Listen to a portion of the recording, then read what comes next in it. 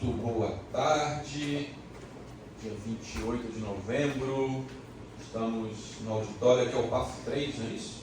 No auditório do PAF 3, na Universidade Federal da Bahia, agradecendo enormemente a iniciativa, o apoio, a receptividade, a inteligência da professora Ana Lígia, que, enfim, insistiu nesse convite, viabilizou essa vinda, né, junto ao programa de pós-graduação.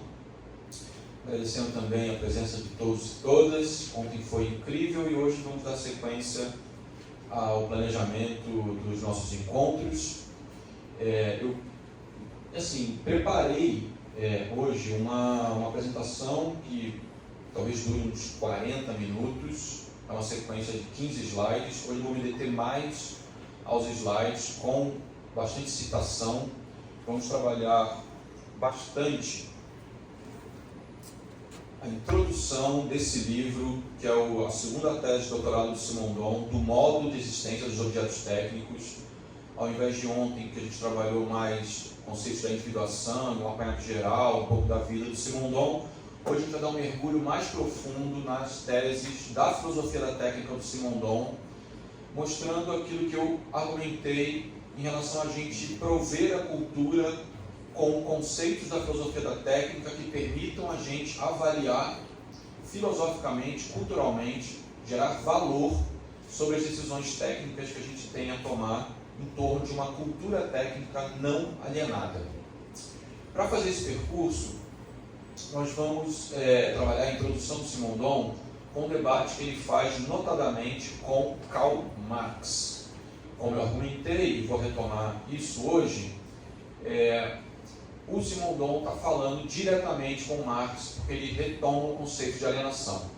Mas, em grande medida, ele aprofunda, refina o conceito de alienação. Ele não se opõe ao Marx, ele é um grande aliado do Marx. Mas, de alguma maneira, ele faz um aprofundamento, uma extensão desse conceito para trabalhar a sensibilidade, a cultura técnica, né? Então, eu vou trazer aqui, pelo menos, duas comentadoras sobre o diálogo do Simondon com Marx, que são a Colline Ferrarato e o Jim Shirub. Os dois, né, ela e ele, defenderam mestrados sobre Simondon na França. O Jim foi orientando da Anne Sauvagnat, que é uma grande simondoniana francesa, e a Colline foi do Bernard Spergès, eu acho, também na França, que trabalhou sobre o software livre. Então a tese da Colline é bastante de filosofia da técnica, enquanto a dissertação de Jim Shirub é mais focada num apanhado filosófico, discutindo Marx e Simondon. É uma dissertação dedicada a esse diálogo. Vale ressaltar que esse diálogo do Simondon com Marx é uma das, mais frutíferas contribuições para o mundo simondoniano. Tem muito trabalho sendo feito a respeito disso, em inglês, em português. A gente tem o Rafael Silva, que foi orientando do professor Laimé Garcia dos Santos, tem a tese dele de doutorado, com manuscritos inéditos, publicados em português, foi dedicado ao diálogo do Simondon com Marx. Então eu vou apresentar aqui um apanhado dessas discussões, amparado em citações que estão disponíveis nessas dissertações, mas também em cima dessa leitura que eu já fiz, e de conhecer bastante o trabalho do Rafael, que trata de um doutorado assim, excelente, incrível, com quem eu discuto muito sobre esses temas. Vou, no diálogo com o Marx, com bastante citação, trazer o tema da obsolescência programada, que é o nosso debate de hoje, já fazendo referência a algumas coisas que eu apresentei ontem, mas a gente vai aprofundando, né? E com isso, eu vou trazer o conceito que é central nesse debate, que é o conceito de margem de indeterminação, que faz uma verdadeira virada ontológica para o mundo das máquinas, e vou trazer citações também nesse sentido.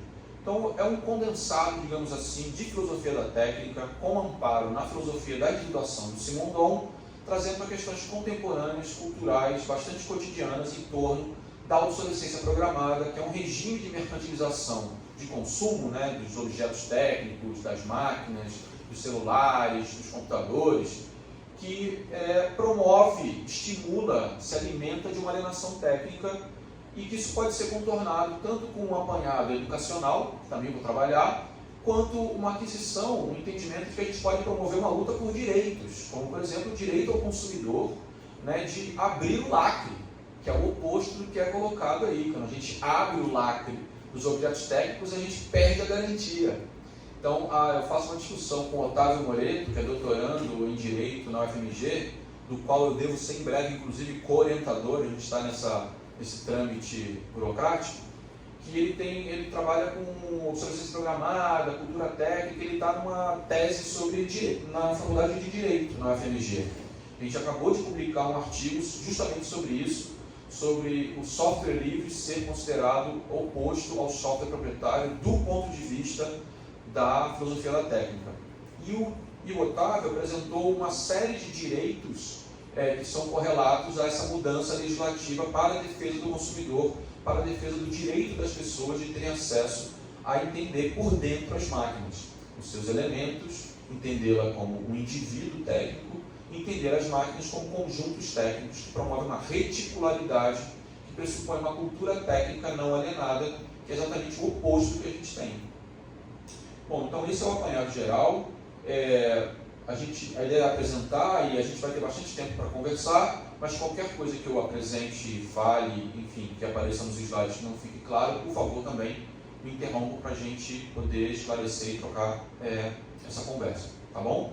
Podemos seguir? Eu falei, não botei para gravar, viu?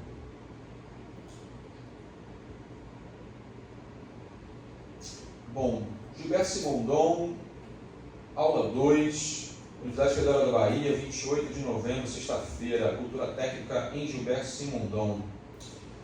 A conversa de hoje é sobre alienação técnica e obsolescência programada.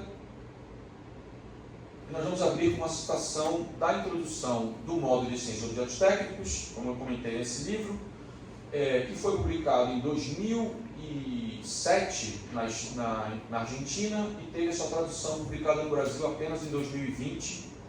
É um texto que foi publicado também em alemão, foi publicado em 2017 em inglês, foi traduzido também para o japonês, está circulando aí o mundo. É um livro fundamental, é um livro de filosofia da técnica, que tem um amparo na filosofia geral de Simondon, que é a individuação à luz das noções de forma e informação. Essa citação está logo no começo, na introdução do Simondon, que é uma introdução bem geral a essa obra de filosofia da técnica, que diz o seguinte: a cultura está desequilibrada porque reconhece certos objetos como objeto estético e lhes confere o direito de cidadania no mundo das significações, enquanto remete outros objetos, e em particular os objetos técnicos, ao mundo sem estrutura, daquilo que não tem significação, mas apenas um uso, uma função útil. Bom, essa citação traduz muito bem a situação do lixo eletrônico, né? Na medida em que a gente utiliza, socialmente falando, sobretudo as sociedades pós-industriais, a gente usa os objetos, né? E quando eles perdem a validade, digamos assim, de uso, ou quando há uma nova disponibilização de produtos no mercado, a gente joga fora. O que autoriza a gente a jogar fora esses objetos é o que a gente vai desenvolver aqui como uma alienação técnica. É desconhecer que dentro desses objetos, como por exemplo dos celulares ou dos computadores, esses objetos são prêmios, são cheios de metais pesados, né? E metais que foram de difícil acesso, metais terra rara, por exemplo, que o Brasil é o quinto maior produtor do mundo. Imagine que à medida que a gente joga o celular fora, há uma pressão enorme para que se retire mais terra rara da terra. Então, assim, quando a Europa, como eu comentei, né, faz uma baita campanha para defender, que a gente defenda a Amazônia, que a gente se dê conta da importância da Amazônia, é bastante incongruente esse tipo de postura, na medida que os maiores produtores de lixo eletrônico são sobretudo os países mais abastados, que produzem, né, essa obsolescência, atendem a obsolescência programada, jogando fora os seus celulares anualmente, para substituir por novas versões que disparam a tela em 0,5 segundos mais rápido, né, sem nenhuma efetiva melhoria, digamos assim, na funcionalidade. Então, os objetos são tratados apenas como conjunto de matéria, conjunto encerrado de matéria, e que não tendo significação, a gente desconhecendo o que tem dentro deles, a gente joga fora. Trata como se fosse uma caixa de banana que vai ser reciclada na terra, só que os celulares não vão se reciclar na terra. Na verdade, eles vão parar em países pobres, como é o caso, por exemplo, de Gana, onde eles vão ser reciclados para que se retire, por exemplo, o ouro que está presente nesses objetos, de maneira totalmente inapropriada, produzindo uma expectativa de vida dessas pessoas muito menor do que as pessoas que eventualmente fazem essa reciclagem adequada, ou mesmo dos países que estão jogando esse celular fora. Há uma reprodução da desigualdade mantida pela alienação técnica, promovida por aqueles que estão supostamente defendendo que a gente deve conter a exploração da Amazônia. E o que inviabiliza isso tudo é o conceito de alienação técnica. É um total desconhecimento de como que as máquinas funcionam por dentro e com a implicação delas depois que elas voltam para onde elas vieram, né? No caso dos metais terra rara, do ouro, do ferro, no caso dos foguetes, a gente está falando de nióbio, enfim, é uma série. No caso do celular, são 7 metais, pelo menos 7 metais raros, metais preciosos, enfim, metais importantes que são retirados da terra para esse tipo para que viabilize, né, a tela de cristal líquido, todo o contato eletrônico, enfim. Então, qual é a grande lição? É que a nossa cultura trata os objetos apenas como úteis. Quando eles perdem a utilidade, a nossa cultura, a cultura pós-industrial, a cultura ocidental, mas também a cultura onde vigora o pós-industrialismo, o capitalismo, autoriza, por meio da alienação técnica, que esses produtos sejam desprovidos de significado cultural e pertençam apenas ao mundo das coisas que a gente pode simplesmente se apropriar e descartar. E isso tem um fundo de uma ideia que o Simondon combate logo no começo também do seu texto, que é a ideia de automatismo. A gente aprendeu, vigora uma ideia na nossa cultura de que o automatismo é o grau mais evoluído de funcionamento dos objetos. Quanto mais automático, melhor. Quanto menos a gente tenha que intervir sobre o objeto, melhor. Se a gente puder dar só um play e voltar, se a gente puder só para ligar, enfim, a nossa própria robotização do comportamento é estimulada como um comportamento mais evoluído, que a gente tem que se preocupar menos com a técnica e mais com o conteúdo que ela produz. Essa é a ideia, né? Que há um descolamento do objeto técnico com o conteúdo que ele produz. E aí o automatismo é, na verdade, vai argumentar o Simondon, um grau de perfeição técnica bastante baixo, né? A máquina mais evoluída, o verdadeiro aperfeiçoamento das máquinas, aquele que eleva o grau de tecnicidade, não corresponde a um aumento do automatismo, e sim ao contrário. O fato de que o funcionamento da máquina preserve uma certa margem de indeterminação. E aqui nós passamos a introduzir, então, o conceito de margem de indeterminação, que vai ser fundamental para a nossa conversa daqui por diante. O tema do automatismo é central também quando a gente pensa, por exemplo, no mito do robô. Né? Vigora em boa parte da nossa cenografia, filmografia dominante, a ideia de que o robô é aquele ser automático que vai substituir o trabalho humano, que vai nos libertar para o ócio criativo, né?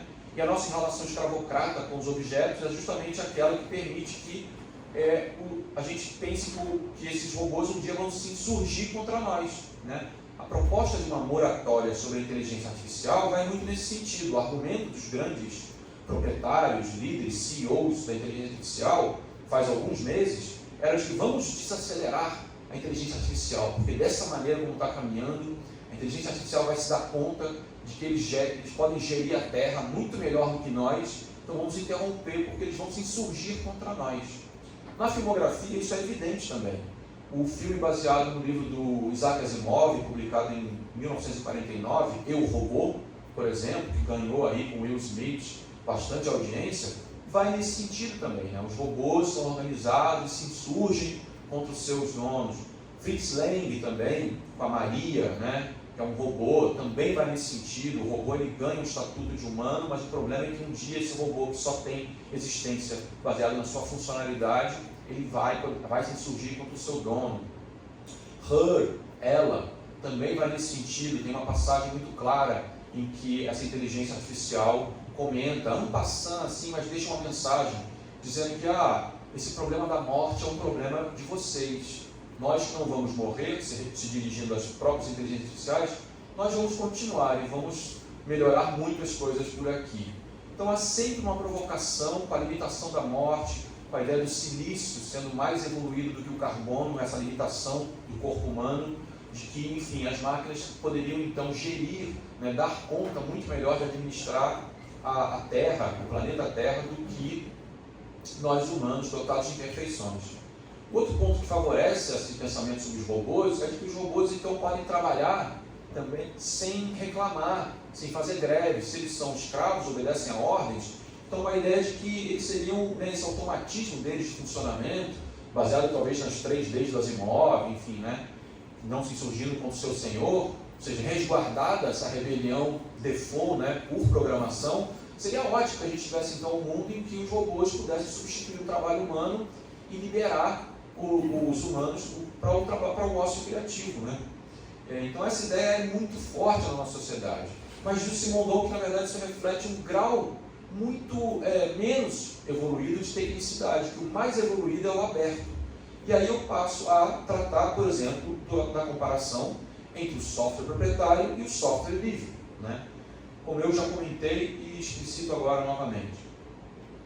O software livre e o software proprietário, eles têm uma funcionalidade que é idêntica. Os dois funcionam para realizar a interface entre o hardware e a nossa usabilidade, como que a gente faz o computador funcionar. Eles são essa interface. Os dois têm a mesma função. Só que os dois possuem naturezas sociotécnicas totalmente distintas. E aqui o uso do termo natureza não é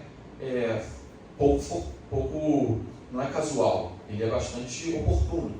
Na medida em que o argumento é que a rede de software livre, a maneira como o software livre se organiza e é elaborado, fabricado, construído, é totalmente distinta da maneira como o software proprietário é pensado e fabricado.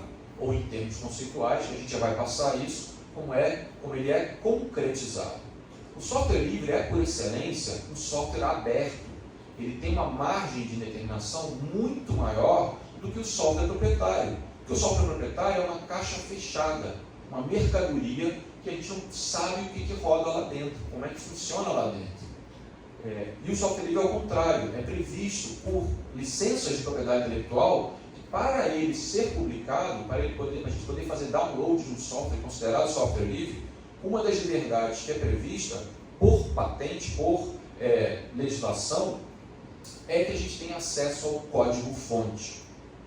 Esse grau de evolução, ele é tão valorizado por quem entende de técnica, que é, na verdade, o software preferido da NASA, dos grandes bancos, enfim. Não se propaga essa informação de que todos os grandes empreendimentos de segurança do mundo trabalham com software livre, porque ele é mais seguro. A gente sabe o que está rodando ali dentro. O software livre é quase como vacinado contra vírus, porque à medida que se insere um vírus, você automaticamente tem acesso a saber o que está rodando ali dentro, diferentemente do software proprietário.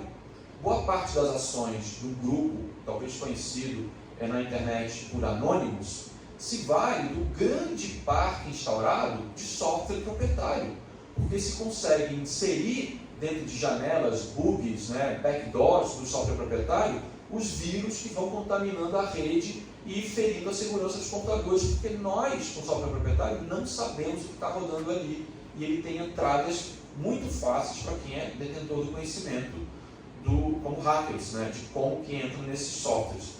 Então, na verdade, o software livre, sendo de uma outra natureza, ele aponta para um outro tipo de relação humana com ele, ou seja, ele se configura como um organismo em crescimento.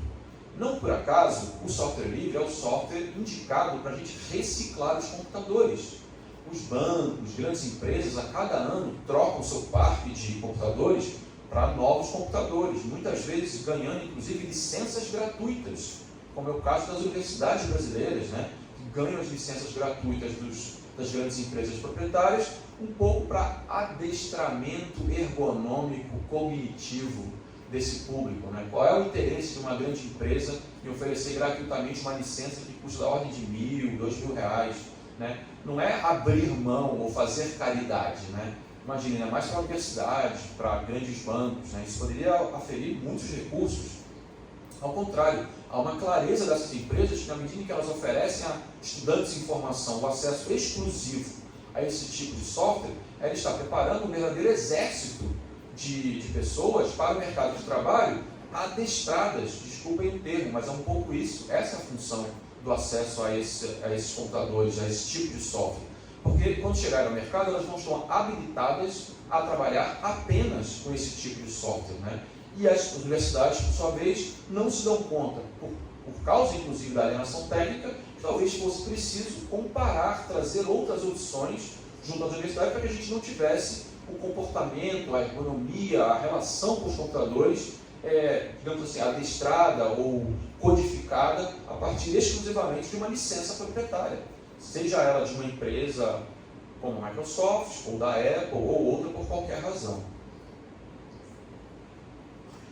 A cultura tem, então, duas atitudes contraditórias em relação aos objetos técnicos. De um lado, trata-os como puras montagens de matéria, desprovidas de significação verdadeira e que apenas apresentam utilidade. De outro, supõe também que esses objetos são robôs e que são movidos por intenções hostis em relação ao homem, representando para ele um perigo permanente de agressão ou de insurreição. Essas duas citações consolidam um pouco já o comentário que eu fiz, elas estão aqui devidamente referenciadas na tradução em português, que eu já anunciei ontem e anuncio hoje também registrando, que é uma tradução que eu não recomendo. Nós vamos recomendar mais a tradução feita em espanhol. Está disponível na internet, é possível de encontrar. A tradução em português está sendo refeita. E aí passamos ao debate objetivo que eu anunciei sobre Marx e Simondon. Karl Marx, alemão, publicou o Manifesto Comunista, publicou o Capital, é um grande estudioso do sistema capitalista, e ele trabalha bastante com o conceito de alienação de Feuerbach, e Simondon faz um diálogo com o Marx, né? Mas, a exemplo das citações que eu vou trazer, há um aprofundamento, há um refinamento do conceito de alienação, ao qual o Simondon adiciona o termo alienação técnica. Para o Marx, a técnica é fundamental, mas o Marx não produz, na sua obra teórica, uma modificação da relação dos humanos com a técnica, que é o objeto central de reflexão do Simondon, fazendo inclusive a distinção entre o que seja instrumento e ferramenta. Eu passo a explicar isso na sequência. Leio. Citação do Tim Chirubo, mestrado defendido em 2016, tradução minha. Enquanto Simondon pensa em uma mudança nas relações sociais, pela mudança na nossa relação com a tecnologia, o Marx pensa na mudança na relação de seus contemporâneos com a tecnologia pela mudança social e pelas lutas sociais relativas ao status do trabalho e relatórios de produção. Enquanto Marx se dirige aos oprimidos, ou seja, aos proletários, Simondon, ao contrário, se dirige aos opressores, ou seja, a todos os humanos, na medida em que trata os objetos técnicos como escravos. Então, notem que para o Simondon, o centro da reflexão que ele propõe é da relação humana hegemônica mantida com os objetos, enquanto para o Marx há uma tentativa de provocar a aceleração da contradição entre o avanço das forças produtivas com as relações de produção, provocando o que o Marx chamou de revolução. Então, há um foco numa revolução social, na mudança, inclusive no plano teórico, Marx anuncia, né, a ditadura do proletário, chegando à passagem para o Estado socialista, culminando no comunismo, onde não há Estado. Acho que aqui eu resumi em uma linha uma objeção tremenda aos entendimentos que muitas vezes são feitos em relação a Estado comunista, socialismo e tal. Rapidamente passei, mas assim, no comunismo do Marx não tem Estado, né? No comunismo, na passagem do comunismo do Marx, o Estado socialista, que o Estado é para o Marx sempre a ditadura de uma classe social, e a proposta do Marx é que a gente inverta, que a maioria chegue ao poder, que o Estado sirva a classe oprimida, aos proletários, a classe operária, né? E nessa passagem, a classe operária, uma vez no poder, trabalhe na revolução das relações sociais, promovendo finalmente a emancipação, onde cheguemos ao comunismo, onde a cada um seja dado aquilo que é preciso, necessário, certo? Certamente, no final da história, no comunismo pleno, abolindo finalmente a propriedade privada.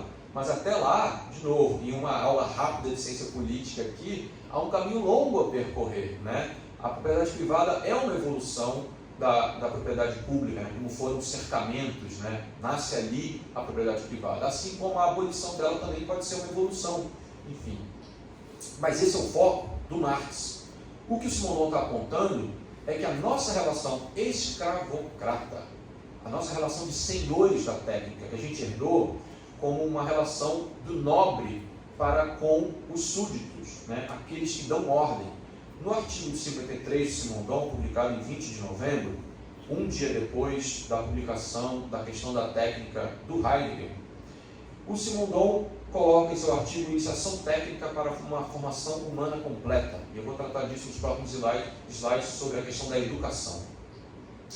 O Simondon está propondo que a gente trabalhe na educação de maneira completa, ou seja, a formação humana completa pressupõe que a gente aprenda a dar ordem, sim, né, no sentido de comandar os conjuntos técnicos como verdadeiros maestros da técnica. E eu pretendo ler, se eu me lembrar e conseguir organizar aqui, uma citação específica sobre isso na introdução do Simondon, entendendo que a gente também tem que ter o aprendizado do burguês, que é como as nossas escolas funcionam em grande medida, ou seja, preparando para o vestibular, preparando para a administração, para a matemática, para a gente alcançar um posto de trabalho que seja na pirâmide social superior à base da pirâmide, que foi colocada na nossa sociedade como trabalho artesanal, ou seja, de pessoas que colocam a mão na massa. Retomo o exemplo que eu dei ontem. No Brasil colônia, não era permitido às pessoas que fossem filhos de sapateiro, filhos de artesãos, ganhar a cidadania brasileira, porque todos aqueles que trabalhavam manualmente não eram considerados dignos de ganhar a cidadania. Há uma construção histórica nessa dissociação daqueles que trabalham manualmente serem inferiores àqueles que trabalham com a mente, com a administração, com a matemática, assim como são inferiores na pirâmide aos detentores do poder, ou seja, aqueles que dão ordem, seja o poder econômico ou o poder político ou social. Simondon quer reintegrar isso. E essa dissolução dessa pirâmide pressupõe que a gente retome o contato direto com as máquinas, mas não para nos colocarmos no estatuto de inferioridade, mas ao contrário, para entender a valorização, o tipo de sensibilidade que está presente no trabalho operário. Por exemplo, na medida em que o operário desenvolve com a máquina uma intuição, ou seja, ele desenvolve uma capacidade de não estar expropriado cognitivamente da construção da máquina.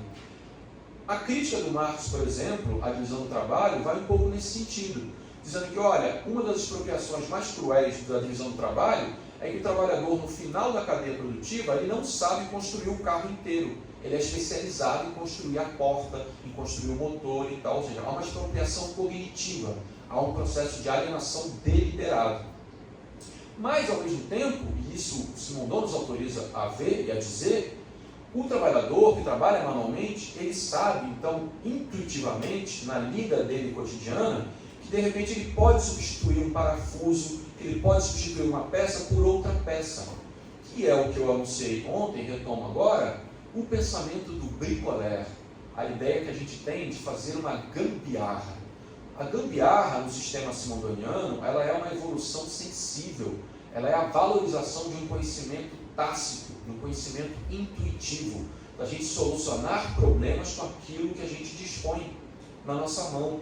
Em alguns países, como por exemplo na França, o bricoleur é altamente valorizado. As pessoas muitas vezes não buscam nos classificados anunciar que elas precisam de um engenheiro, torneiro mecânico ou alguém para solucionar um determinado tipo de problema objetivo, talvez como façam em países como a Alemanha, como eu comentei ontem. Na França, há o anúncio para um bricoleur experiente. Necessita-se de um bricoleur, um gambiarrista experiente. Mas isso vem de um país rico, um país que dispõe de recursos, certo? No Brasil, por exemplo, que é considerado um país, né, onde a gente tem menos favorecido economicamente, a ideia mesma da gambiarra é tida como da base social. A gambiarra associada a uma certa precariedade.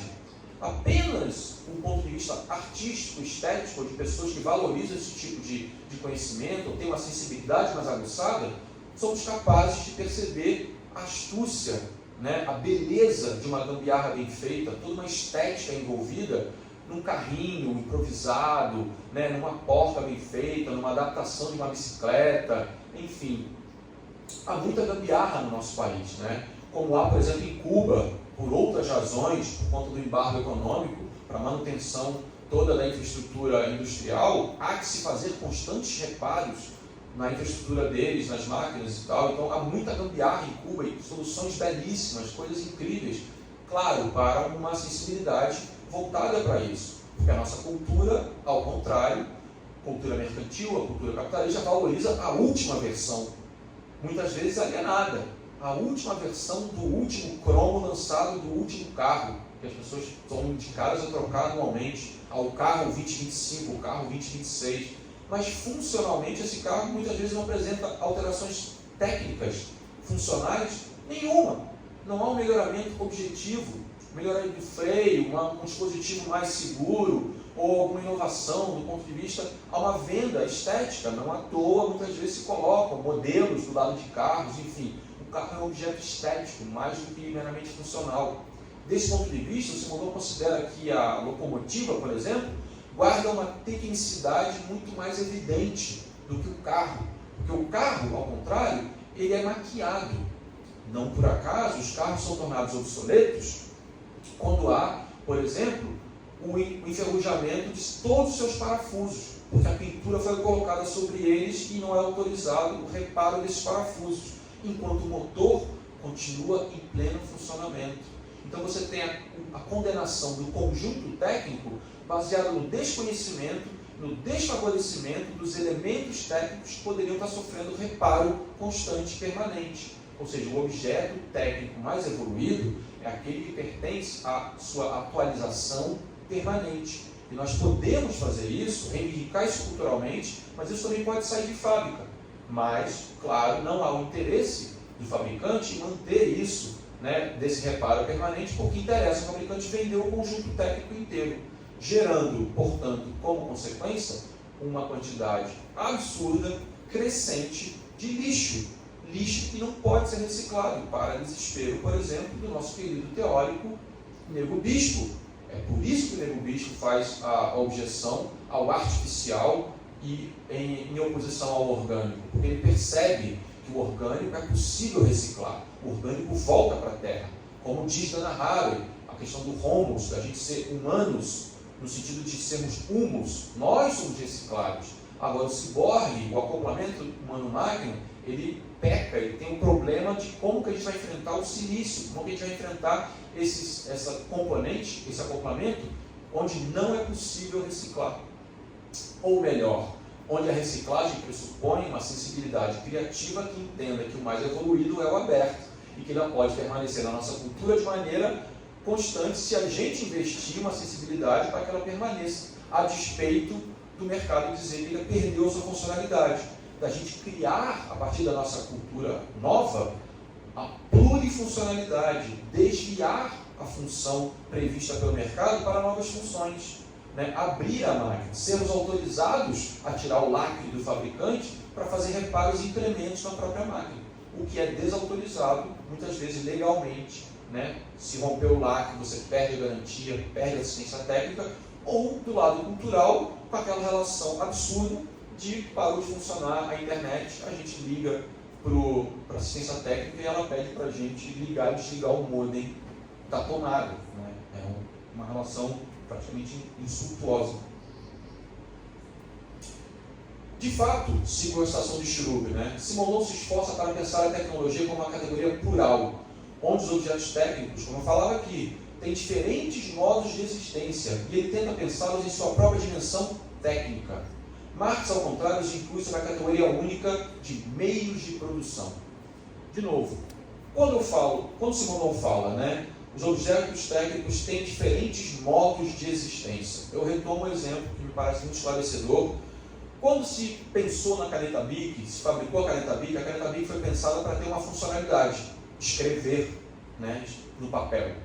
Quando a gente fez a fita cassete, que a gente ouvia música para os mais jovens, é um objeto que a gente ouvia música no século passado e a gente gravava num negócio chamado Walkman e ficava esperando o rádio tocar e tal. A fita cassete, muitas vezes, ela saturava, ela gerava um desgaste do cabeçote do Walkman e tal. Então, não raro, a gente pegava a caneta Bic, acoplava na fita cassete e rebobinava a fita na caneta Bic. A caneta Bic nunca foi pensada para rebobinar a fita cassete. A fita cassete nunca foi pensada para ser rebobinada pela caneta Bic. Mas todos os objetos guardam uma indeterminação na sua existência. Eles não existem a partir da sua mera funcionalidade. O que Simondon está anunciando é que, na nossa cultura, quem faz esse desvio de função é chamado artista. Eu poderia facilmente defender publicamente uma performance que eu pegasse uma caneta Bic e ficasse rebobinando uma fita cassete. Talvez eu fosse aplaudido, no sentido de que eu estou promovendo um desvio de função, as pessoas entendessem um monte de significados embutidos nessa ação. Imagina, o cara pegou, e é um gesto cotidiano. Eu acho que eu conseguiria facilmente defender isso como performance artística, né? O que acontece que o Simondon está dizendo é que viver é uma performance artística. Todos nós somos artistas. Mas a nossa cultura está obcecada, e a indústria, em resumir, em fechar a funcionalidade, em prever que você só vai poder rebobinar a fita cassete desse jeito, ou a caneta Bic só vai servir para fazer isso. Mas a existência delas no mundo, desses objetos, pressupõe que eles podem ganhar outros tipos de uso.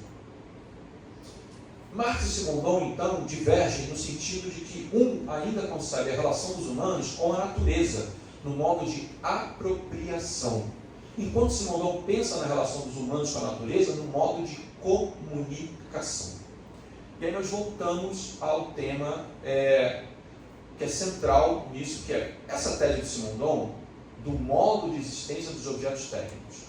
É um debruçar-se sobre o mundo dos objetos como detentores de uma autonomia em relação ao mundo dos humanos. É claro que os objetos técnicos estão em relação conosco, mas eles não estão só em função dos humanos. À medida que eles ganham existência, que eles estão no mundo, existe um conjunto de relações que os objetos mantêm com o próprio mundo. Então, na teoria social, isso tem sido muito explorado, pelo menos desde o célebre livro de Bruno Latour, de 1994, Jamais Fomos Modernos, que é o livro fundador da chamada antropologia simétrica. Ou, antes disso mesmo, no pensamento fundante da sociologia, em 1890, Gabriel Tarde falava na sociedade como possessão simultânea e recíproca de todos por cada um, atribuindo uma subjetividade a todos os seres. Mas subjetividade não como serem sujeitos dotados de razão, mas subjetividade como seres dotados de ponto de vista, ou seja, que eles apontam para o mundo de uma maneira sempre original.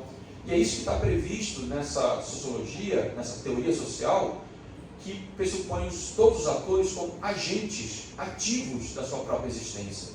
A existência das coisas no mundo, a cultura material, por exemplo, ela aponta para o sujeito, porque ela tem características próprias, como o material do qual ela é feito, como a resistência que ela tem ao ambiente, com a possibilidade que ela tem de se atualizar, e muitas vezes independente dos seres humanos.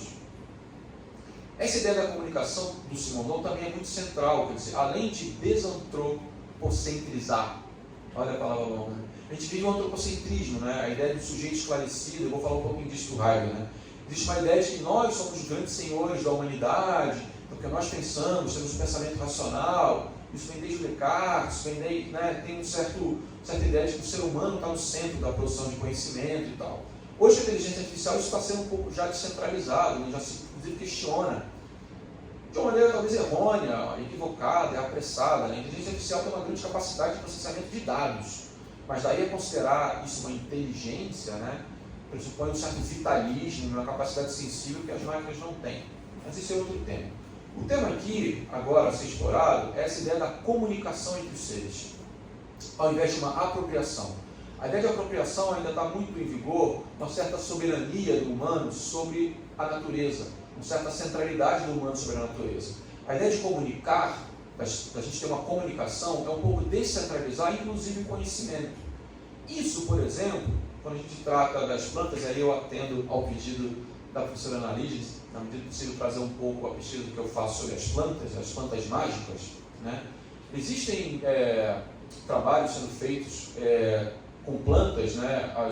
por exemplo, as plantas medicinais que são cultivadas nos seus pequenos jardins, ou mesmo no vegetalismo peruano, que tem um conhecimento largo das plantas amazônicas, existe uma experiência que pressupõe que as plantas é que são as detentoras de conhecimento e que os xamãs, as mulheres cuidadoras das plantas, elas são veículos de recepção desse conhecimento através de uma relação intuitiva em que elas se põem em comunicação com as plantas, né?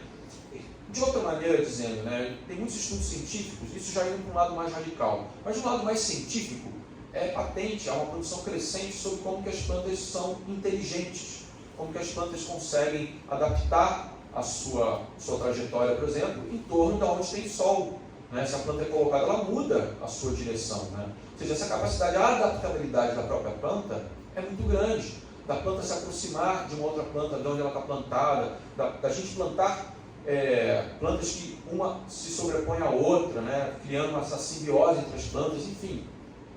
Então existe uma sensibilidade das plantas, inclusive serem sensíveis à música, há muitos experimentos sobre isso, né? A coisa de que às vezes se considera meio jocosamente a ideia de a gente falar com as plantas. Tem muitas plantas que gostam sim, que é perceptível cientificamente que há uma melhoria na qualidade da planta, no seu bem-estar, se há uma comunicação, há uma sensibilidade da planta, né? Há ferramentas muito antigas de antenas de cobre que pegavam a energia do éter, né? E com isso, pegando essa energia do éter, conseguia se transmitir para a Terra via essas antenas uma energia que não está disponível sem essa comunicação, ou seja, a gente agindo como um maestro, né, disso tudo, podendo fazer a planta se comunicar com o éter, né? Enfim, com isso ela cresce mais, enfim, muito mais, né? Tem Electroculture, é um livro que está disponível na internet, fala muito sobre isso. Enfim, então a ideia aqui é de que esses seres, muitas vezes considerados inanimados, eles possuem um ponto de vista. Mas a radicalidade do pensamento de Simondon é de que a gente pode tratar as próprias máquinas como dotadas desse ponto de vista, né? Como eu anunciei aqui, exemplifiquei no caso da fita cassete e da caneta Bic. Mas isso no caso dos objetos digitais, como por exemplo o software livre, é muito evidente, que o software livre ele é aberto, então a gente consegue adaptá-lo à realidade dos computadores que foram descartados, voltando ao problema da obsolescência programada, né? Uma vez que se joga os computadores fora, bancos, grandes empresas, etc., esses computadores ficam armazenados, perdem sua utilidade. Em 2005, o Brasil manteve uma política pública de cultura digital que visava justamente instrumentalizar comunidades. Isso foi feito com o governo do Piauí, governo do Maranhão, vários, eu participei ativamente nesse processo, coordenei essa política, de conseguir que esses computadores chegassem nas comunidades. A gente fazia telecentros com computadores reciclados. E para tirar o amarelado dos computadores, estavam envelhecidos, muitas vezes o pessoal do hip hop, grafiteiros, grafitavam o gabinete externo para ganhar uma identidade, tirar o amarelado, e a gente instalava software livre neles e fazia telecentros, né, com 20 computadores com um servidor, que era um computador com uma capacidade melhor. Enfim, então o custo de botar um telecentro era basicamente comprar um computador, porque os outros computadores todos ficavam pendurados nesse computador central, proporcionando o acesso à internet para 20, 30 pessoas ao mesmo tempo, em computadores personalizados, com uma identidade estendida, né? Uma coisa participativa. E nesse processo havia o quê? A abertura dos gabinetes para identificação interna do que é uma placa de memória, de onde que pode botar a mão ou não pode, fazendo reparos, fazendo melhorias, uma educação, uma pedagogia da técnica, para que as pessoas entendessem que o computador não vem fechado e pronto, que a gente pode melhorar, colocar uma memória a mais, adaptar, etc. E com a inserção do software livre, que é esse software que permite a adaptabilidade do hardware, tornado obsoleto precocemente, para uma realidade de administração coletiva dos computadores. Onde Marx parece sempre associar a divisão do trabalho com o surgimento de uma hierarquia entre os diferentes grupos produzidos por essa divisão, Simondon acusa menos a divisão do trabalho do que as estruturas de poder que produzem sua hierarquia, e se propõe a combater esse fenômeno para que a educação produza indivíduos versáteis antes de se especializarem, em vez de iniciar o processo de especialização desde o início. Aqui nós estamos falando justamente de uma formação humana completa, a iniciação técnica para uma formação humana completa. Simondon dava aula no porão de uma escola, em Tours, na França, nos anos de 1950, onde ele compunha equipes de crianças de 8 a 12 anos, em que o mais velho era o coordenador, e essas crianças aprendiam a abrir radares, telefones, televisores, rádios, identificar os seus componentes, elementos técnicos, montar esses equipamentos, essas máquinas novamente, e colocá-las em funcionamento, e depois ele dava aula de eletromagnetismo, como se produziam as ondas. Isso era a formação humana completa.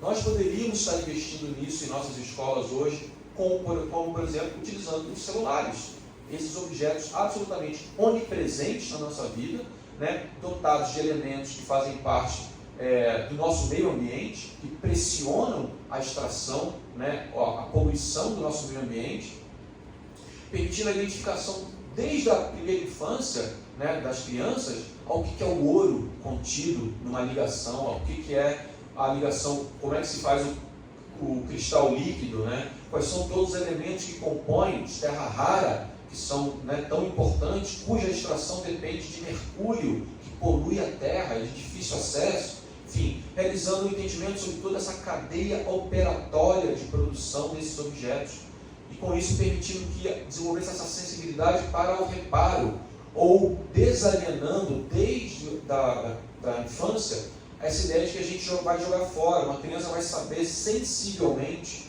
que se ela jogar fora, aquele ouro, aquele mercúrio vai poluir a terra. É o tipo de conhecimento que uma criança tem quando ela desenvolve ao longo da sua trajetória infantil o aprendizado sobre como plantar, né, de acompanhar o pai e a mãe no plantio. Essa criança não necessariamente vai saber explicar, de maneira escrita, como um manual, qual é a melhor terra, o melhor momento, a melhor sombra para plantar uma semente, mas ela sabe intuitivamente onde plantar para que aquela planta cresça. Esse tipo de sensibilidade intuitiva é o tipo de sensibilidade do bricoleur, essa segunda natureza, é o que o Simondon está tentando propor com os seres inanimados, radicalmente, com as máquinas, né? Se a gente pode desenvolver uma sensibilidade com os cachorros, que é da ordem afetiva, né, ou com as plantas, da ordem afetiva, desenvolver uma inteligência compartilhada com esses seres que nos circundam, Simondon está advogando que a gente pode desenvolver esse tipo de sensibilidade também com as máquinas, e nós devemos fazê-lo, porque elas também são onipresentes na nossa vida, e a gente as trata apenas como escravos, e essa relação escravocrata é que está levando a gente para onde a gente está indo, ou seja, para a extinção mesmo da humanidade, sem nenhum exagero, porque a extração, por exemplo, de petróleo é o que produziu em grande parte o que a gente entende como aquecimento global. A gente sabe que a migração para o elétrico pode mitigar isso, mas essa passagem está sendo feita de maneira talvez a não levar em conta o outro tipo de pressão que está surgindo, que é a pressão justamente da extração dos terra rara. Para fazer os grandes ímãs dos motores elétricos, há uma pressão crescente sobre extração de terra rara. A terra rara se tornou a nova corrida dos metais, né? Enfim, então a ausência de conhecimento sobre do que é composta essa transição energética também está levando a um desconhecimento de como que está sendo gerido e pressionado e organizado o mercado internacional em torno de terra rara. E é por isso que a pressão sobre o garimpo na Amazônia tem aumentado, não só para a extração do ouro, mas para o avanço das terras onde pode estar disponível terra rara. Repito, no país, hoje o Brasil como o quinto maior potencial produtor de terra rara do mundo.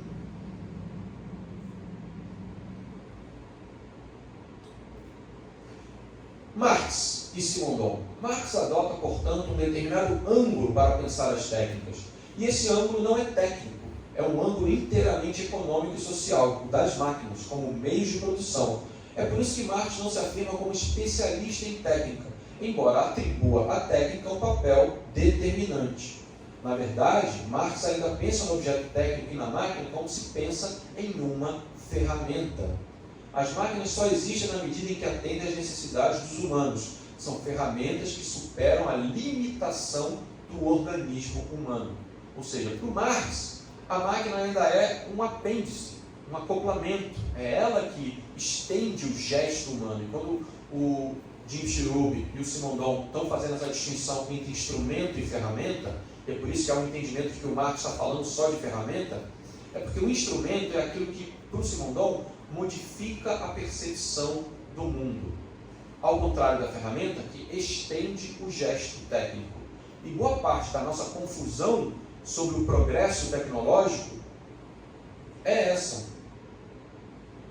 É de que a gente não sabe distinguir entre o que é ferramenta e o que é instrumento. A gente, por exemplo, atribui a TV digital. A TV digital era preta e branca, depois ela ficou colorida e agora ela é super colorida. Assim pensa a nossa cultura hegemônica. Acontece que a televisão modifica a percepção. Ela é da ordem do valor estético. É por isso que um filme que é feito em preto e branco não pode ser comparado tecnicamente a um filme que é produzido em colorido. Porque o que vale no pensamento sobre o filme não é a quantidade de pixels ou linhas disponíveis, mas o valor cultural que vai ser atribuído. É por isso que filmes preto e branco, como o do Chaplin, do Dziga Vertov, do Bergman, são imortais, porque eles não podem ser comparados aos filmes em alta resolução que têm múltiplas linhas, porque eles não pertencem à mesma natureza, porque cada um deles incide sobre a cultura de maneira diferente.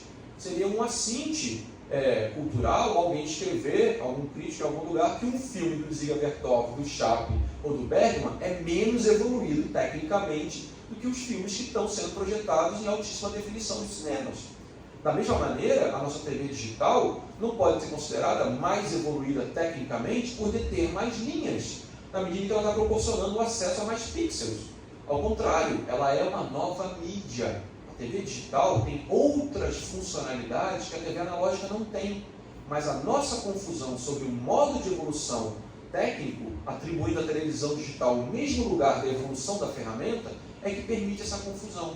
A gente simplesmente não reivindica o lugar social da televisão digital como mais evoluída tecnicamente a partir da ideia de que ela é uma nova mídia, com múltiplos canais sendo disponibilizados, com interatividade via mídia de interatividade, com novos serviços podendo ser transmitidos pelo sinal digital ao invés das ondas eletromagnéticas analógicas. Há uma série de características técnicas resguardadas, inseridas na TV digital, que são ignoradas na nossa cultura, porque interessa à cultura dominante de venda da TV digital que a gente mantenha a mesma relação unidimensional de consumo de uma grade de horário com propaganda.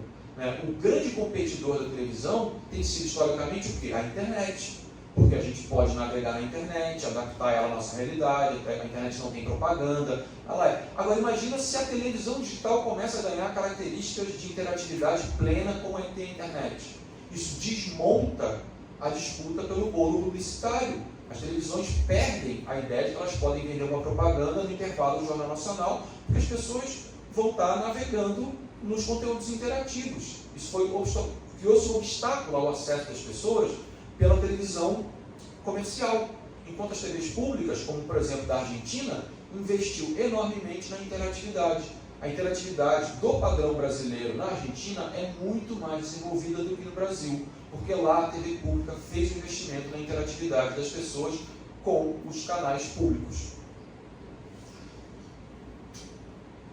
Essa ideia da ferramenta e do instrumento é muito importante. Eu vou só esclarecer mais uma coisa. A ideia de uma evolução técnica feita pela ferramenta é uma ideia de que a gente pode ter um martelo mais adaptado ao gesto técnico, de acordo com o nosso corpo.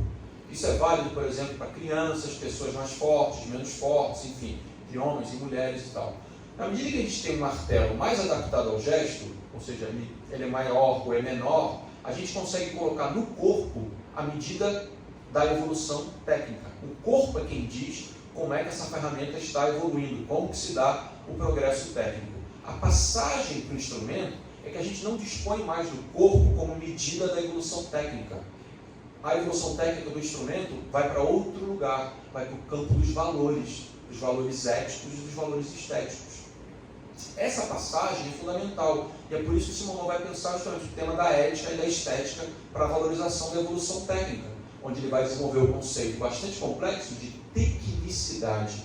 A tecnicidade dos objetos, que eu não vou deter aqui, mas vai ser objeto do nosso terceiro ou quarto encontro, é justamente o congregado ético e estético da funcionalidade, ou seja, quando o objeto deixa de ser bonito apenas pela contemplação, mas quando o objeto se torna bonito por ser justo, por ser eticamente sustentável, né, por ser esteticamente adaptado a uma realidade de organismo em crescente evolução e permanente atualização. Essa é a grande passagem que vai levar o Simondon a cunhar o termo axiontologia, ou seja, é normatizar aquilo que existe a partir de valores. Há no projeto simondoniano uma perspectiva de transvaloração, ou seja, que a gente deixe de assimilar os valores mercantis, escravocratas, que interessam à indústria no consumo e uso dos objetos, passando a uma relação estética, de uma vida estética, de uma relação de comunicação, de abertura, de indeterminação com a existência dos objetos. É uma radicalização no polo dos existentes, não humanos, que eles sejam mais abertos, que a máquina seja mais aberta, e com isso eu já passo a explorar na sequência o conceito de margem de determinação, ao mesmo tempo em que há uma mudança na subjetividade humana para uma mentalidade técnica. Mas uma mentalidade técnica não que todo mundo vire engenheiro, mas que todo mundo vai ter um conhecimento técnico desde criança de uma sensibilização, de uma sensibilidade para com a técnica, que pressupõe sim que a gente conheça muito mais por dentro as máquinas, que a gente possa saber que tem elementos ali, que é rara, que funciona desse jeito, daquele jeito, que pode reciclar, que pode melhorar. Enfim, ou seja, há uma radicalização dos dois polos. Para o desenvolvimento humano pleno, a gente precisa mudar a mentalidade escravocrata, abrindo essa mentalidade para valores éticos e estéticos, e criando artistas da técnica, ensinando, por exemplo, as crianças a codar, ou seja, criar código de computador quando crianças, como uma linguagem. A gente não tem isso hoje, a gente tem ensino de matemática obrigatório. Agora, por que os computadores, que são a grande tecnologia do século, a gente não é ensinado na escola a programar?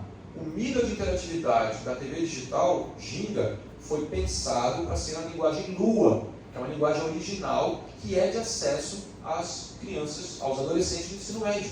Foi pensado para ser ensinado em sala de aula, para que a gente pudesse ter o desenvolvimento de aplicativos sendo feitos em sala de aula. Acontece que esse projeto educacional, estético, técnico, não foi levado adiante, e predomina uma visão comercial, alienante de consumo da caixa preta fechada. A gente compra a caixinha de set-top box TV digital e não sabe o que se passa ali dentro. Embora, pela norma brasileira, que os cientistas brasileiros defenderam, essa caixinha tem que sair de fábrica com um mídia de interatividade Ginga, que é, claro, em software livre. Porque o software livre não é um software ideologicamente mais adaptado à realidade técnica. Ele é tecnicamente mais adaptado à sua possibilidade de crescimento e atualização permanente.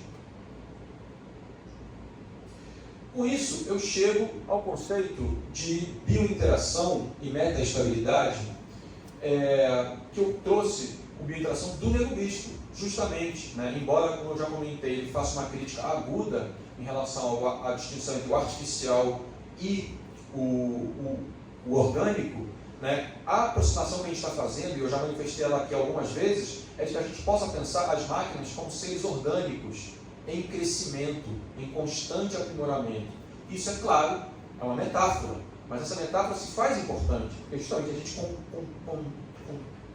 consegue conceber que um organismo possa crescer, mas a nossa cultura não consegue conceber que uma máquina possa crescer, né? E na medida que a máquina possa crescer, ela ganha as mesmas possibilidades e características daquilo que o Nego Bispo chamou de biointeração, né? A gente poderia estar falando aqui de uma maquímica interação, ou, em termos de Dana Haraway, de um ciborgue sustentável, de uma comunicação sustentável com a tecnologia. Enquanto o autômato, a máquina fechada é um indivíduo estável, previsto para um funcionamento pré-definido, e nesse sentido perfeito, a máquina aberta testemunha um equilíbrio meta-estável. Ela apresenta um certo número de pontos críticos que exigem uma determinação externa para guiá-lo. Com isso a gente acrescentou mais um conceito, mais uma dimensão da nossa conversa, que é o conceito de meta-estabilidade, né? Isso diz respeito, inclusive, à nossa concepção do que é o ser humano, né? A nossa cultura, a cultura fortemente liberal, pensa que a gente vem de um self, de um em si mesmo, de um ser estável. O indivíduo é uma unidade, né? Indivíduo, aquilo que não se divide. Inclusive, outro termo que o Nego Bispo combate, né? Ele fala de indivíduos, né? De pessoas que estão se dividindo, né? Enfim, e isso é válido também para o pensamento da Dana Haraway, enfim, que está falando de simbiose. Isso é válido metafisicamente falando para aqueles que pensam na ideia de que o um é sempre mais que um, que é a base da filosofia da diferença, que está no Gabriel Tarde, em 1890, está na produção do Nego Bispo, ele fala explicitamente que um é sempre mais que um, e está na produção do Simondon, para quem o que existe é sempre relação. E se o que existe é sempre relação, nós estamos falando sempre que a gente nunca está falando de um, a gente está falando de algo que está em relação com outra coisa. Isso contemporaneamente é muito forte na teoria social da antropologia pós-virada ontológica, de antropólogas como Marilyn Stratton, que está falando de conexões parciais, né? Mesmo Dana Haraway, com o seu conceito de simbiose. Tim Ingold, falando de linhas, também está pensando um é mais que um, sempre pensando em filogenética, em redes de conexões. Enfim, então isso é muito vigente na teoria social, mas isso tem um amparo metafísico desse tipo de filosofia, que não pensa o indivíduo isolado, mas pensa, na verdade, o indivíduo sempre em conexão com outras coisas, sempre em individuação, em conexão com outras individuações. E isso exige, então, a compreensão de que a sociedade para a qual nós devemos caminhar não é justamente uma sociedade estável, e que nós somos, por excelência, seres meta-estáveis, na medida em que a história pode ser definida como o quê? Irrepetível. Não existe uma história que se repete. Se a história é repetível, se a história é aquilo que Heráclito nos ensinou nos pré-socráticos, nunca entrar duas vezes no mesmo rio, ninguém entra na mesma realidade social duas vezes. A realidade é única, é singular, é o iknuk, é o momento. Se a realidade é isso, essa não repetição, a realidade ela é meta-estável. Entender a realidade como meta-estável significa entender a quantidade de potenciais que ficam disponíveis depois que a realidade se singulariza. Então, o que é a realidade? É uma singularização de um conjunto de potenciais que, depois da singularização da realidade, se mantém como potenciais. Esse conjunto de potenciais que ficam depois de singularizar na realidade é que o Simondon chamou de realidade pré-individual ou de apeiron, pegando dos gregos o conceito de indeterminado, e que para nós poderia ser pensado, de certa maneira, como natureza, mas não essa natureza orgânica, uma natureza cujas leis devem ser obedecidas e tal, mas a natureza do indeterminado, da possibilidade de criar com a natureza, não de domesticá-la no sentido de apropriarmos dela, mas de nos comunicarmos com ela, de entender e perceber que na natureza há inúmeros conhecimentos disponíveis de relações possíveis de fazer, como, por exemplo, o encontro de uma planta com um cipó, né? Voltando ao exemplo das plantas mágicas, né? Quando e como que ocorreu a descoberta de que ao ferver um cipó caapi com a chacrona, a gente teria a produção de uma decocção que hoje é conhecida pelos indígenas amerindios como chá de ayahuasca, e que esse chá produziria efeitos psicodélicos, de terapia, de cura, de visões, de conexão com o divino, como enteógenos, né? sem um manual, né? Isso não está previsto na ciência. A ciência agora está correndo atrás de entender o que isso produz, achando que vai poder controlar, se apropriar disso para criar pílulas, para curar doenças também conhecidas, quando na verdade esse chá ele é muito mais potente, a gente entendeu, como plurifuncional, como um chá que não é para curar essa ou aquela doença do século, a depressão, né? Enfim, mas que ela na verdade ela pressupõe uma cura, um tratamento de saúde no sentido ampliado do conceito de saúde. Ela promove bem-estar. A saúde não é a mera ausência de doença, já nos ensinou aí Canguilhem e muitos outros autores, né? Mesmo na legislação brasileira, o 225 fala em produção da sadia qualidade de vida, os bens ambientais, né? Se a ayahuasca é um bem ambiental, se há tantas plantas medicinais que são bens ambientais, que elas entrem nesse regime de promoção da saúde não para curar doenças, não para serem farmacologicamente adaptadas a uma indústria interessadíssima em vender pílulas para nós, né? Criando aí um consumo de mercadorias, mas que elas mantêm esse estatuto de abertura, esse estatuto plurifuncional como tecnologias abertas, como são no caso dos indígenas. A ayahuasca não é utilizada da mesma maneira por todas as etnias indígenas. Elas têm função diferente. Em determinadas culturas elas servem para cura, para outras é para ter visão, para outras é comunicação com os mortos, para outras é para definir se aquela cultura, a etnia vai sair daquele território e para outro lugar. Enfim, são tomadas em regimes de ritual mensal, anual, bianual. Há uma série de diferenças. Tem uma centralidade na produção artística, tem uma centralidade na produção de saúde. Em algumas etnias todos tomam, em outras apenas os preparados durante décadas são autorizados a tomar. Enfim, há diferentes maneiras de se comunicar com essa planta, mesmo no interior das etnias que conhecem essas plantas há milênios.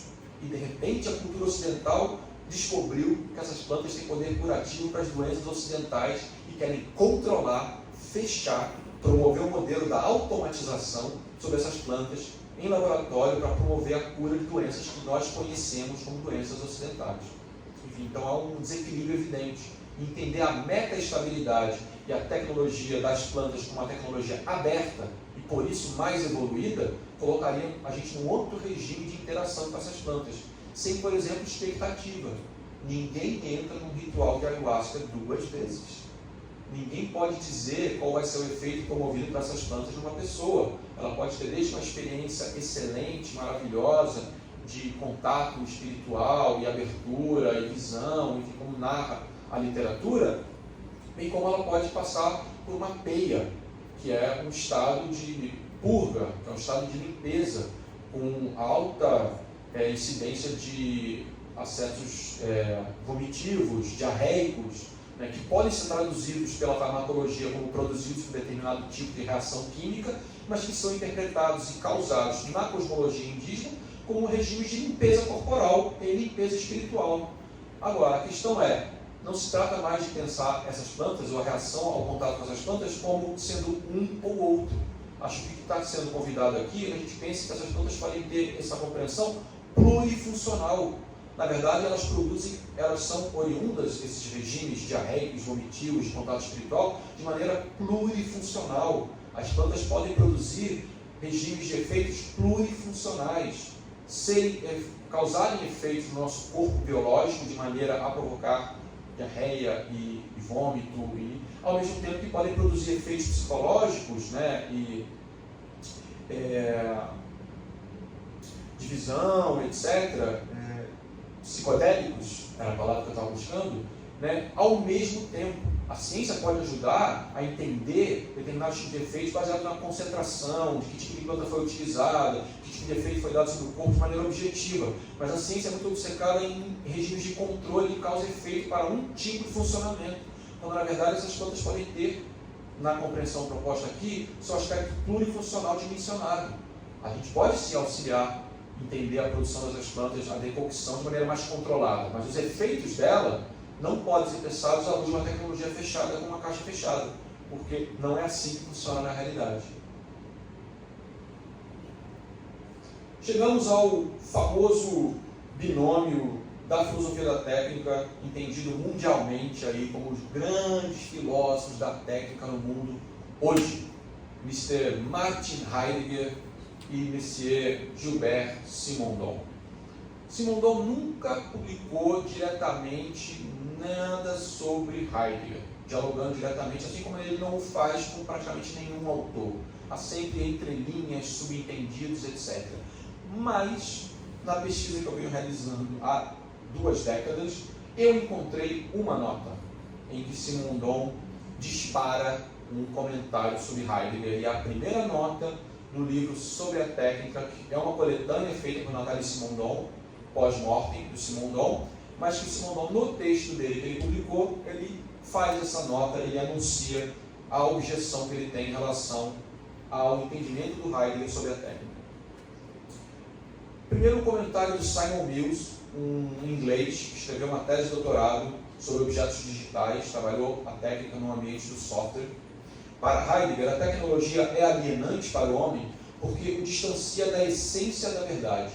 Isso ocorre porque a tecnologia fornece sua própria configuração de verdade. Notem, então aqui é um entendimento justamente que o Heidegger está chamando a atenção para a necessidade de esclarecimento do sujeito de que a máquina produz um outro tipo de verdade, um outro regime de interação com o mundo. Isso já é um avanço extraordinário. Entender como a técnica, a tecne, a ética, a estética envolvida nessa mecanização do mundo promove um outro tipo de apropriação do próprio mundo. O Heidegger tem uma importância muito grande.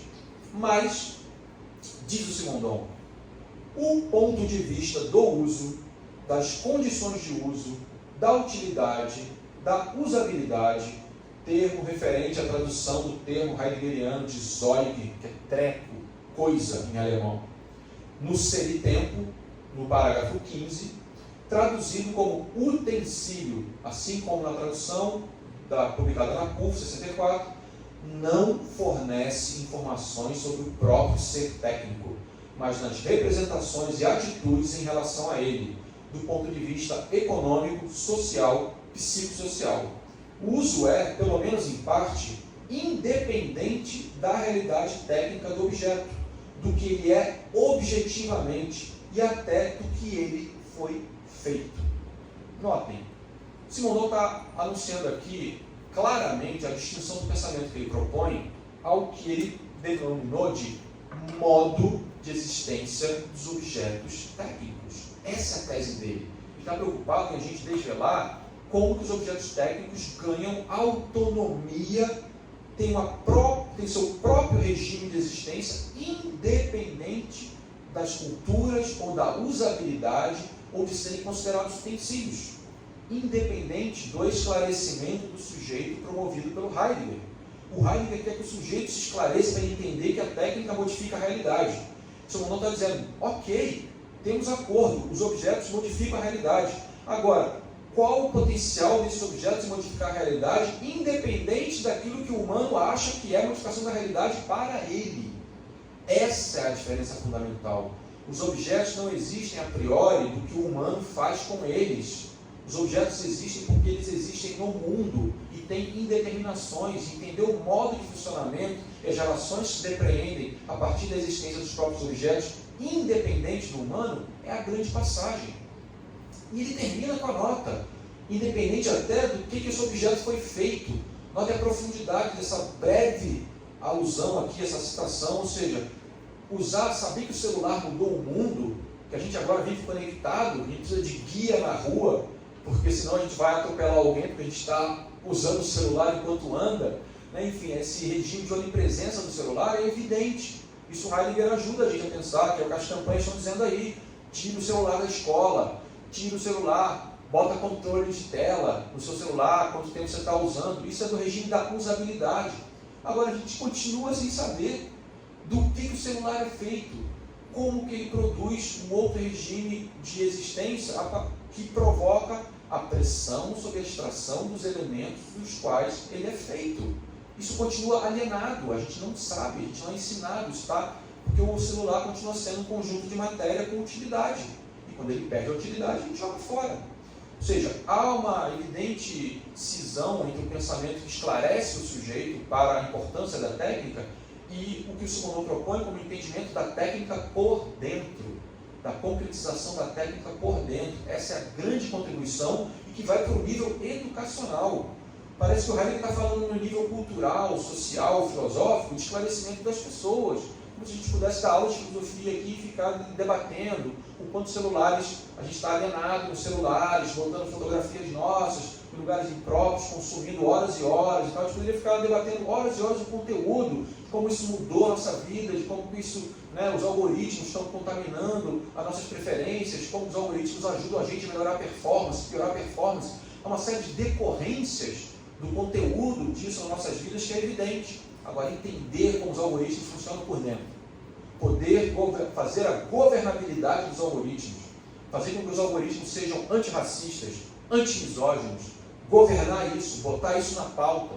Isso não é pauta. A pauta é regular as plataformas, tal como elas existem hoje. Ou seja, a luta não é para a gente governar os algoritmos, é para que eles causem menos dano. A luta não é para que a gente ensine nas escolas a codar os computadores. A luta é para que os computadores talvez durem mais, fiquem mais baratos, que as empresas comecem a aceitar outro tipo de software para a gente ter um emprego que não seja exclusivamente de um tipo de licença. Não há um investimento cultural, nem na educação, nem do mercado, em que a gente aprenda como que as máquinas funcionam por dentro. E essa é precisamente a contribuição original de um livro que se denomina Do Modo de Existência dos Objetos Técnicos. E chegamos à educação, né? A tomada de consciência exige, ao lado do psicólogo e do sociólogo, ao lado do Heidegger, ao lado do sociólogo da tecnologia, que entendem a importância da tecnologia no mundo, né? Do mecanólogo. Entender os mecanismos, a cadeia produtiva, como é que as máquinas funcionam por dentro. A iniciação nas técnicas deve ser colocada mesmo no plano em que a educação, no mesmo plano que a educação científica. Ela é tão desinteressada quanto a prática das artes e domina tanto as aplicações práticas quanto a física teórica. De novo, que essa iniciação técnica seja pensada como um desfrute técnico-estético, que as crianças brinquem com as máquinas como a gente brinca de fazer desenho, como a gente aprende a usar uma caneta, brincar com uma tinta, colar a caixa de ovo num papelão e fazer um desenho de um robô, enfim. Esse ensino pode ser um desfrute, pode ser uma brincadeira, e esse tipo de ensino deve ser feito desinteressadamente. Para quê? Para criar nessa infância uma sensibilidade estética, uma sensibilidade que é de identificação intuitiva, essa segunda natureza, me repito. E colocada no mesmo patamar, porque aí a gente tem detectada, né, que a educação maior, a educação do gerenciamento burguês, da matemática, ela é tão válida e tão necessária quanto a educação do artesão, daquele que coloca a mão na massa, daquele que tem contato direto com a matéria. Estimular o contato direto com a matéria, o desenvolvimento de sensibilidades, é tão importante na nossa cultura quanto o desenvolvimento das habilidades burguesas, que é de gerenciamento. Essa tomada de consciência, então, ela é possível a partir da definição do objeto técnico em si mesmo, pelo processo de concretização e sobredeterminação funcional, o elemento, o indivíduo e o conjunto. Resumindo numa situação aquilo que eu estou aqui exaustivamente exemplificando, né? Através da máquina, e aí fecha a passagem, né? O homem se opõe à morte do universo, e aí é uma continuidade ao pensamento que eu anunciei em relação ao neobisto, né? De por que os objetos, mesmo os artificiais, podem ser trazidos à luz como objetos orgânicos, ou seja, uma metáfora do orgânico ajuda a gente a estender a nossa humanidade nesse ciclo de vida. Porque para o neobispo há uma ênfase na reciclagem, no orgânico, porque aí a gente retoma o contato com a terra. Esse é o argumento central dele, a gente perdeu o contato com a terra. Só que a maneira de fazer isso é, em certa medida, na recusa dos artificiais. Só que a gente pode conceber a máquina não como um ser artificial, mas como um ser que pertence a essa possibilidade da gente, tal como a vida, a máquina torna mais lenta a degradação da energia e passa a ser estabilizadora do mundo, né? Enquanto a gente poderia simplesmente recusar a máquina e tentar voltar a um estado de natureza, porque o que a máquina ofereceu para nós foi retirar petróleo do fundo, né, das entranhas da mãe Gaia, e com isso poluir o ambiente, acelerar enormemente a poluição e o aquecimento global, e por aí vai, né? Essa relação escravocrata funcionalista, o Simondon está argumentando que se a gente mudar a relação com a máquina, ela pode ajudar a gente a ter uma relação estabilizadora com o mundo, ou seja, possibilidade inclusive de outros mundos serem possíveis, né? Estamos falando aí se fala hoje abertamente, na época do Simondon, isso era uma iniciativa ali de chegar na órbita, né? 61 é a saída da cachorrinha laica, tem a ida, enfim, então é um momento de expansão para o cosmos muito grande. Mas hoje a gente tem isso evidenciado, né? Na possibilidade dos foguetes, utilizando novas ligas e capacidades enormes, enfim. Então a gente está falando aqui de uma possibilidade de uma relação com as máquinas que extrapola, inclusive, esse domínio ou essa ligação do humano como um ser humus, um ser só terra, no sentido que a gente pode se identificar com a Terra, mas o humano pode também se identificar com o cosmos. Por que não? Né? Somos seres estelares, não apenas seres terráqueos. Né? Eu acho que o argumento de Haraway e de Neobispo é de uma retomada do contato com a Terra por razões políticas. Mas acho que em ambos há um pensamento metafísico que permite a gente pensar que o humano é sempre mais que um. E sendo mais que um, ele é potência. Ele é o atomismo grego. Ele é explosão. Ele é o ponto solto num gráfico estatístico. né? O que está colocado na estatística é a evolução humana como se fosse uma curva, né? Só que a ideia de potência coloca justamente um ponto solto, que é o ponto de passagem, é o ponto transdutivo, é o ponto da energia. É onde o humano, de repente, é o monolito do filme dos macacos, né? É quando tem o clique, é a passagem, o Homo sapiens, é aquele estalo, né? É quando você tem uma sacada, um insight. Essa passagem é o atomismo, é a possibilidade de mudança de fase. É quando a gente tem isso a partir da angústia, ou quando a gente tem isso a partir da criação, quando a gente tem isso a partir de um aprendizado. Nós somos mudados de fase, a gente não vive numa linha, numa curva contínua. E aí chegamos ao conceito que eu já tinha anunciado, fundamental, né, que marca uma dedicação profunda à ideia de olhar para os objetos técnicos em si mesmos. Se nós vamos olhar para os objetos técnicos em si mesmos, precisamos desenvolver conceitos que sejam atribuídos aos objetos técnicos, né? E com isso eu já anuncio para os próximos encontros um pouco da objeção que eu vou apresentar em relação aos discursos cosmotécnicos, né? Que são da ordem do discurso, que é muito importante que a gente tenha a multiplicidade de apropriações culturais sobre a relação que se mantém com a técnica, mas que, por sua vez, não se dedicam à filosofia da técnica em buscar desenvolver conceitos de filosofia da técnica junto aos objetos técnicos. Os discursos cosmotécnicos são muito mais próximos do que o Heidegger propõe, como esclarecimento das culturas em relação ao que as máquinas proporcionam, e muito menos em relação à proposta simondoniana de entendimento sobre o mundo dos objetos. Mas isso eu vou me alongar e tal, estou só anunciando. Margem de determinação, o que é? É o estudo dos indivíduos técnicos que auxilia na descoberta de sinergias, limites e determinações em suas operações que levam à possibilidade de novas invenções. O exemplo que eu dei, a sinergia entre a fita cassete e a caneta Bic. Elas não foram projetadas para se encontrarem. O humano maestro das técnicas consegue gerar uma música, um encontro sinérgico dessas existências que foram criadas em separado. Os objetos guardam uma determinação. Outros objetos que tem, que a gente concebe, por exemplo, o entendimento deles como funcionais, né? As famosas pirâmides do Egito. Muitas delas são pensadas como tumbas. A egiptologia opera basicamente com a ideia de que as pirâmides são tumbas dos grandes faraós, construídos com trabalho escravo, etc. Mas há dúvidas em relação a isso, muito grandes, dada a plurifuncionalidade que pode ser atribuída às pirâmides, onde elas estão localizadas, o material dos quais elas foram feitas, o alinhamento delas com as estrelas, porque são conceitos que a nossa cosmologia não tem acesso, a gente não sabe como, para que funciona. Agora, há estudos feitos em relação à pirâmide, especificamente de Gizé, que apontam que ela está a meio grau de alinhamento com o nosso norte magnético.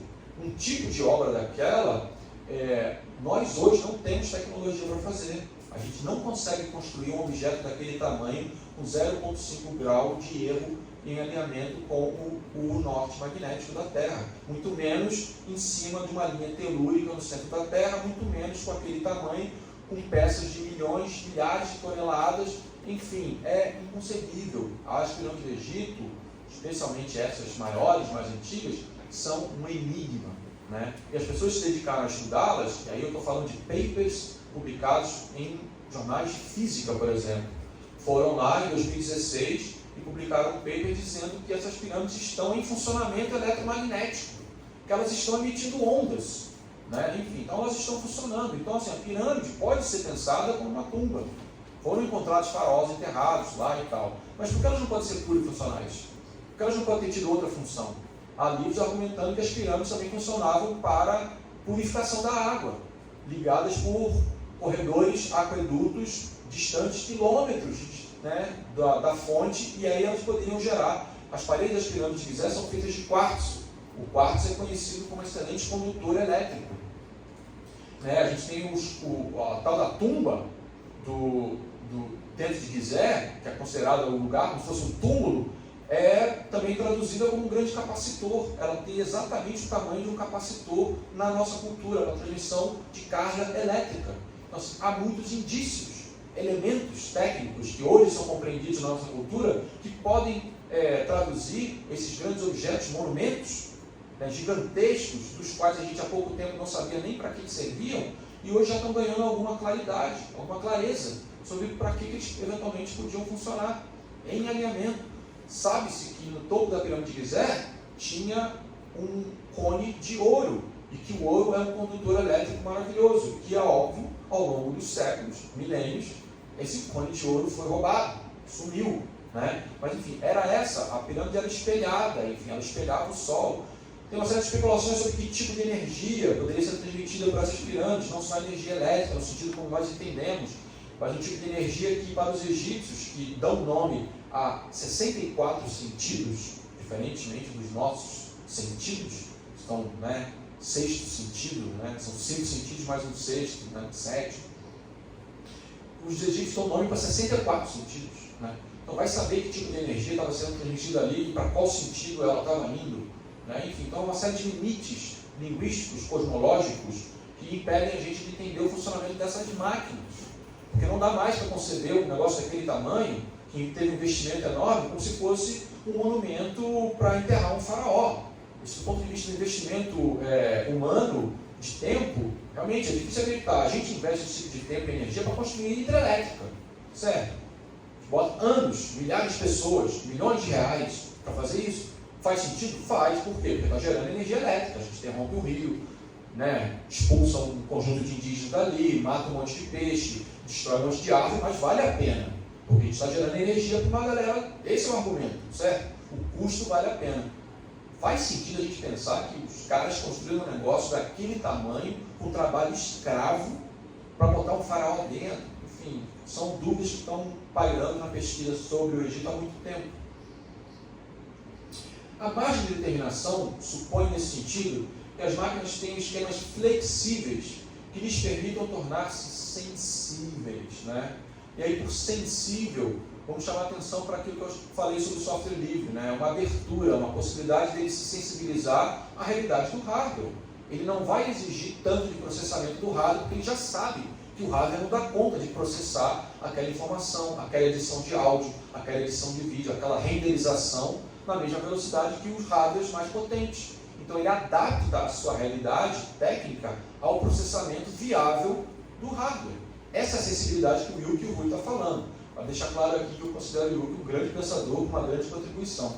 Só tenho algumas questões em relação ao discurso cosmotécnico. A margem de determinação é um redesenho ontológico. Ontológico, ser o que é uma máquina. A gente tem insistido aqui desde o começo que a máquina é para nós esse robô, esse ser automático, esse autômato. A gente precisa redesenhar isso, entender esse ser de outro jeito, colocar ele num regime diferente de existência. Esta é a expansão da mudança na noção de máquina, tomada em um sentido muito restrito, o de autômato, de robô, de caixa fechada, valorizando o seu automatismo para determinadas possibilidades, para um sentido mais amplo, o da chamada máquina aberta, né, com possibilidades plurais. Retoma então a ideia de que a máquina mais evoluída ela é aberta e é aquela que pode ser pensada para plurifuncionalidade. A plurifuncionalidade hoje é atribuída aos artistas, que podem promover desvios de função.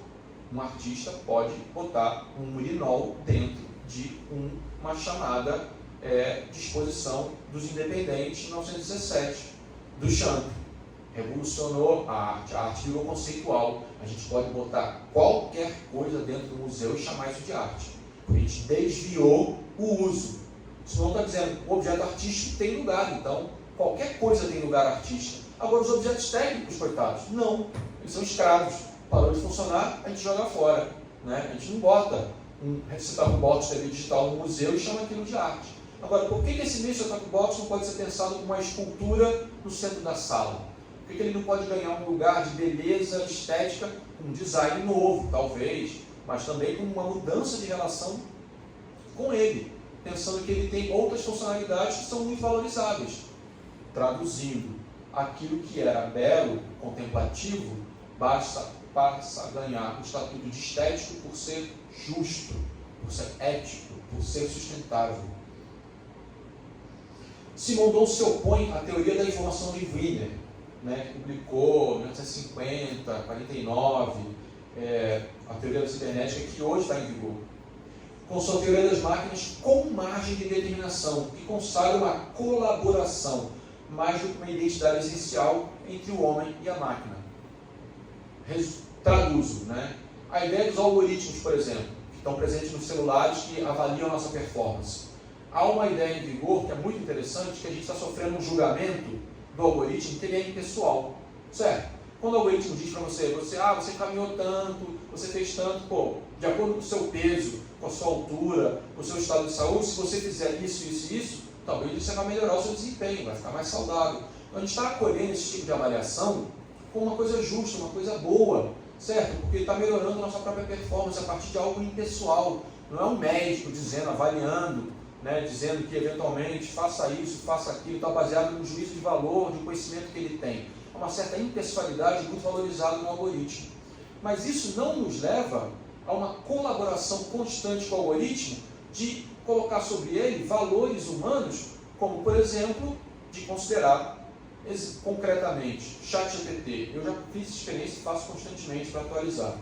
Eu peço para o ChatGPT 10 nomes de pessoas que trabalharam com a filosofia na história, as mais importantes. O ChatGPT me dá 10 nomes masculinos. Aí eu digo para o ChatGPT, não, ChatGPT, mas peraí, não tem mulher filósofo? Aí ele me dá 5 nomes de mulheres e 5 nomes de homens, todos do Ocidente. Aí eu, ChatGPT, eu quero uma lista balanceada mundial. O Oriente também produz filosofia. E aí, finalmente, eu tenho acesso a mulheres que produzem filosofia no Oriente. O ChatGPT, a exemplo dos algoritmos em geral, eles não trabalham com valores humanos, no sentido de que a gente não tem gerência sobre ele, não há uma colaboração sobre a governabilidade dos algoritmos. Ele trabalha com estatística, aquilo que é buscado mais na internet, aquilo que as pessoas acessam, aquilo que é entendido como os principais nomes da filosofia. Só que existem valores humanos embutidos nisso. O ChatGPT muitas vezes é racista. Nesse caso, eu considerei ele misógino. Ele não me deu lista de mulheres. Por quê? Se as mulheres produzem filosofia, por que ele não está embutido nos valores do ChatGPT que ele tem que me dar nomes de mulheres que produzem filosofia? Esse tipo de colaboração é o que seria a meta-estabilidade do receptor, que é diferente do projeto do Wiener, da cibernética promovida pelo Wiener, onde os pontos são estáticos. O Kubernetes do Wiener é um ponto fixo.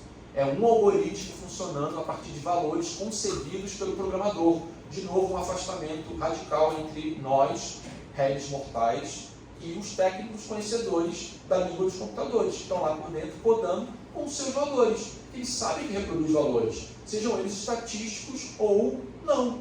No caso, que é valorizado é o conhecimento estatístico. Exemplos, como esclarecer sobre isso. É possível hoje a gente detectar uma epidemia de bairro de gripe, baseado, por exemplo, na quantidade de pessoas que estão buscando remédios caseiros para nariz escorrendo em determinado bairro. Esse tipo de dado, de Big Data, a gente consegue verificar em tempo real. É isso que promove o Big Data, que promoveu um acesso aí sociológico a um tipo de comportamento que hoje é mapeável. Um acesso sociológico a esse tipo de comportamento. As pessoas buscando remédios, buscando autorias, buscando coisas na internet, gera um dado que só quem consegue ter acesso são as máquinas. Mas se a gente colocasse junto a isso uma governabilidade, embutisse valores, é esse tipo de colaboração que o Simondon está propondo, que os pontos deixam de ser pontos fixos e passem a ser pontos-chave, pontos de energia, pontos meta-estáveis. Tal como uma montanha que guarda um potencial de ter uma antena, os nossos pontos sejam meta-estáveis, que o receptor se modifique a partir da própria participação do humano em sua concepção, que a gente possa colocar valores humanos junto a, no caso, os algoritmos. Mas a gente pode falar disso para as máquinas plurifuncionais, para que os carregadores de celulares sejam todos genéricos. A gente não tem que ter um carregador para cada marca. Isso seria do interesse nosso. Por que a gente não coloca essa generalidade, essa plurifuncionalidade dos receptores de energia dos celulares como geral para tudo? Economicamente, para nós seria muito melhor, mais fácil de fazer reparo, mais fácil de encontrar. Você não tem que buscar um tipo C, um tipo tal, um tipo da Apple, enfim. Então, esse tipo de colaboração, de meta-estabilidade, de ingerência do humano sobre a técnica, está alienada num consumo mercantil, num consumo que interessa ao capitalismo e não às sociedades. A margem de determinação é o que diferencia o que diferencia o autômato da máquina é o conceito de margem de determinação. Ao invés da máquina ser automática, a gente mantém uma indeterminação nela. Tá. Eu também estou. O autômato, indivíduo estável, determinado, não pode receber informações. Por outro lado, apenas o indivíduo meta-estável, que contém uma margem localizada de determinação, pode receber informações e transformar a sua estrutura.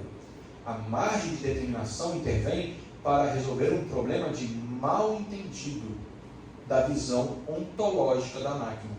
A margem de determinação é o conceito que permite a gente reposicionar a máquina num regime de colaboração e relação com o humano de maneira à atualização permanente. O mal entendido é que a gente acha, escravocratamente, que ela só tem função, só tem utilidade. Isso é um mal entendido, que é provado e reiterado a cada vez que a gente promove uma indeterminação dela, seja rebobinando uma fita cassete com a caneta Bic, seja fazendo uma gambiarra para solucionar um problema do cotidiano. A gente está provando que a concretização e que a funcionalidade não residem no projeto, mas residem na existência e na capacidade de relacionamento que a gente mesmo promove na realidade empírica. Então, a margem de determinação é a prova cabal de que a máquina não existe só para a utilidade para a qual ela foi pensada. A margem de determinação refaz ontologicamente o que a máquina é, e não aquilo que foi atribuído o sentido dela a partir da cultura ou da função mercantil de uso. Pausa do café.